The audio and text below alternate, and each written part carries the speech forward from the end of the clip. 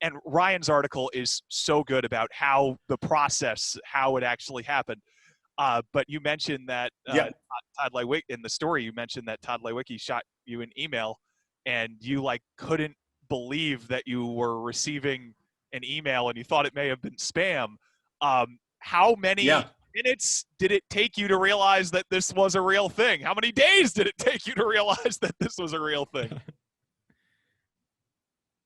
Man, that whole experience was crazy because you never expect that an NHL CEO is going to email you. And I mean, you're bang on, because I thought it was our sales guys who I'm close with, or our staff, like playing it was like a very generic email address. And I was like, all right, guys, like that's not even clever. Like, whatever, fine, thanks. And in the back of my mind, I'm like, do I even respond to this? Like, there's no way this is real.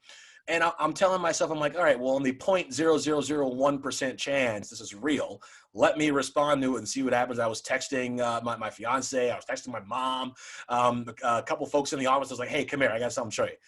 Is that real? Should I respond to that? So it was a lot of back and forth. And I think maybe the next day I was like, I'm just going to go ahead and do it. So I responded to him. He got back to me right away. And I was like, oh, all right. So that 0.0001% chance, I should have went the other way. And he reached out. I reached back out to him, and he said, we loved reading the article, and he wanted to know more about me and things like that. And was very much interested in getting to know my story and that kind of thing. So that was really cool to get. But yeah, that initial, like, you dream of that email, and you plan for that call ever since you decide that this is what you want to do for a living. And then when that call comes, you're like, no way, that's too good to be true. So that's how that whole conversation in the email chain went.